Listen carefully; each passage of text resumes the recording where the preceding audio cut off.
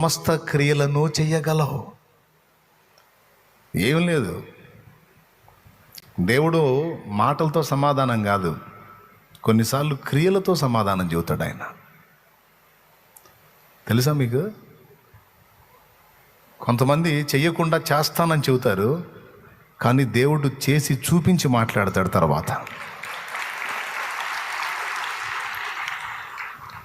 లోకంలో నీతిని గురించి చెప్పిన వాళ్ళు చాలామంది ఉన్నారు,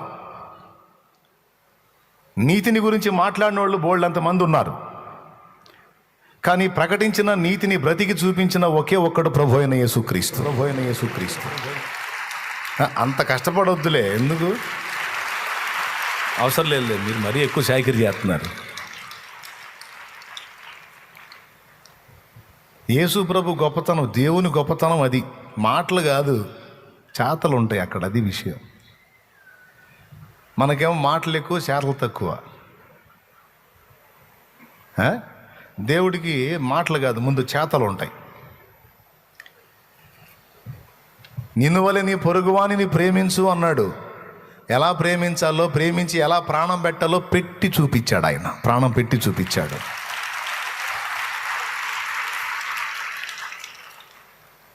అది యేసయ్య అంటే. ఆయన క్రియలు చేసే దేవుడు. మాటలు చెప్పేవాడు కాదు. కొంతమంది అంటారు మా మతంలో కూడా మంచి సూక్తులు ఉన్నాయి, నీతి విషయాలు ఉన్నాయి. ఆచరించి చూపినోడు ఎవరు? అన్ని మతాల్లో కూడా మంచిని గురించి మాట్లాడారు, మంచి నడవడిని గురించి మాట్లాడారు, నీతి క్రియలను గురించి మాట్లాడారు. కానీ వాటిని అక్షరాలా నెరవేర్చి అనుసరించి చూపించిన ఒకే ఒక్క వ్యక్తి ప్రభు అయిన యేసుక్రీస్తు. ఇది నేను కాదు, ప్రపంచం గుర్తించింది. ఇది ప్రపంచం గుర్తించింది సార్, నేను కాదు. ప్రపంచంలో దాదాపు 60% మంది కంటే ఎక్కువ మంది ప్రజలు గుర్తించి ఆయన్ని ఫాలో అవుతున్నారు ఇప్పుడు.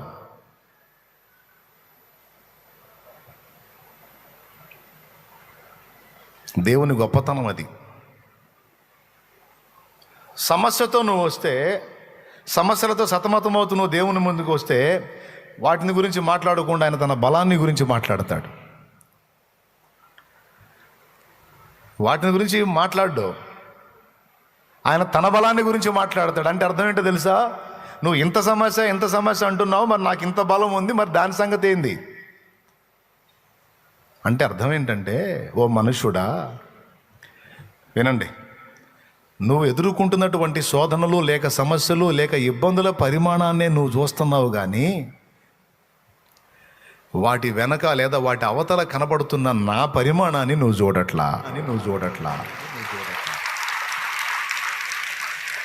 ఇప్పుడన్నా అర్థమైందా? లేదా ఇంకోసారి చెప్పేదా మళ్ళీ? నీకు అర్థమైందా? వదిలిపెట్టే రకం కాదు నేను. చేతులు ఎత్తండి, అర్థమైందన్నా, ఇంకా అవసరం లేదు, నీకు దండం పెడతాను పెందలను గురించి. Thank you. ఖచ్చితంగా అర్థమైంది. 1-2-3 సార్లు చెప్పా. నీ సమస్యల వలయాన్నే నువ్వు చూస్తున్నావు, కానీ దాని వెనక అనంతుడైన దేవుణ్ణి చూడట్లా నువ్వు. ఏబు పరిస్థితి కూడా అలా అయింది. ఏబుకు బాగా తన సమస్యల వలయమే పెద్దదిగా కనపడతా ఉంది. ఎంత పెద్దదిగా కనపడుతుందంటే అందులో దేవుని పర్సనాలిటీ కూడా ఇంత అయిపోయింది.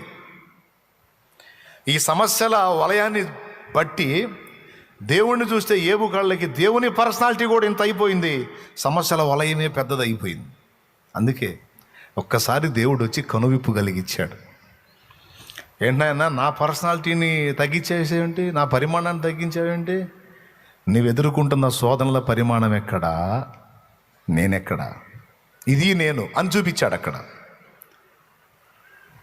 ఉదయ నక్షత్రములు ఏకముగా కూడి పాడినప్పుడు, దేవుని దూతలందరూ ఆనందించి జయధ్వనులు చేసినప్పుడు, దాన్ని మూలరాతిని స్థాపించిన వాడెవడు?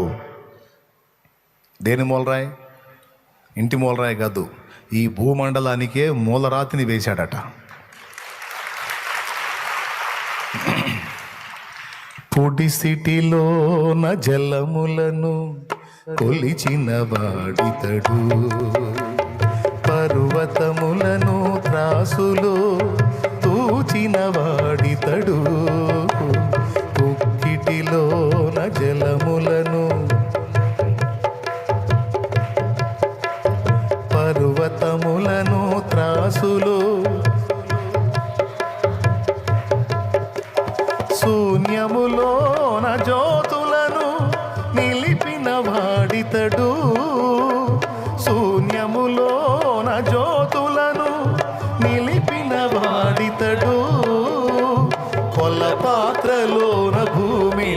కొలిచి పోసిన వాడితడు. కొల్ల పాత్రలోన భూమిని కొలిచి పోసిన వాడితడు. జగతి పునాదులు వేయబడక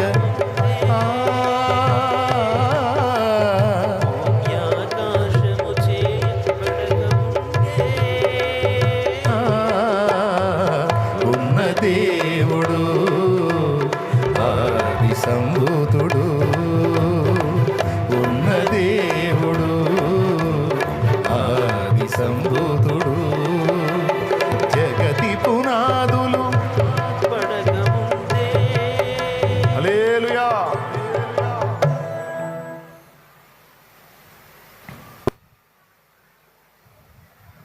ఇప్పుడు చెప్పండి, ఇప్పుడు మీరు ఎదుర్కొంటున్నటువంటి సమస్యలు, మీరు అనుభవిస్తున్న బాధలు, వాటి పరిమాణం ఏదో మీకు తెలుసు. అబ్బో చాలా పెద్ద సమస్య అని అంటున్నాను. అంటే పరిమాణము అంటే సైజు, అంటే ఎంత పరిమాణం, ఎంత పెద్దది అంటే నువ్వు ఎదుర్కొంటున్న సమస్య ఎదుట దేవుడు ఇంతున్నాడా ఇంతున్నాడా ఇంతున్నాడా ఇంతున్నాడా? ఏబుకు నేర్పుతున్నాడు పాఠం. ఏబో సమస్యల వలయం వైపు చూడటం కాదు, వాటి పరిమాణాన్ని అంచనా వేసుకోవటం కాదు, వాటి వెనక అనంతుడనై ఉన్న నేనున్నానని తెలుసుకో.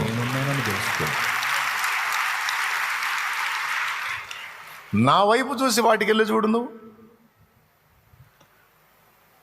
అంటే నేను ఎంతలా ఉన్నానో, ఎంత ఎత్తున్నానో, ఎంత పొడవున్నానో కాదు. అక్కడ దేవుడు చెబుతుంది నా పర్సనాలిటీ చూసి వాటిని చూడని కాదు. అక్కడ నా జ్ఞానం, నా మేధాశక్తి, నా ఐడియాలజీ దాన్ని దృష్టిలో పెట్టుకొని ఇక నీ సమస్యల గురించి మాట్లాడన్నాడు. మీరేమంటారు చెప్పండి? ఇప్పుడు నీ సమస్యలు గొప్పవా, వాటి పరిమాణం గొప్పదా, దేవుని జ్ఞానం గొప్పదా? అబ్బా ఇంకొకసారి చెప్పండి, భలే బాగుంది. అవునా?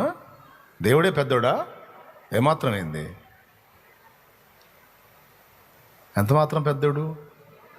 ఆహా, అనంత జ్ఞాన సంపన్నుడైన దేవుడు, ఆకాశ మహాకాశాలు పట్టజాలన్నంత దేవుడు, అంత హెవీ పర్సనాలిటీ, అంత జ్ఞానం కలిగిన దేవుడు నీకున్నాడనే విశ్వాసం నిజంగా నీకుందా? నిజంగా ఉందా? ఉంటే మరి గందరగోళం అయ్యే పరిస్థితి ఎందుకుంటుంది? కృంగిపోయే పరిస్థితి ఎందుకుంటుంది? దిగజారిపోయే పరిస్థితి ఎందుకుంటుంది? కుమిలిపోయే పరిస్థితి ఎందుకుంటుంది? ఓటమిని ఒప్పుకునే పరిస్థితి ఎందుకుంటుంది? రాజీ పడిపోయే పరిస్థితి ఎందుకుంటుంది? ఉంటుందా? ఉండదు.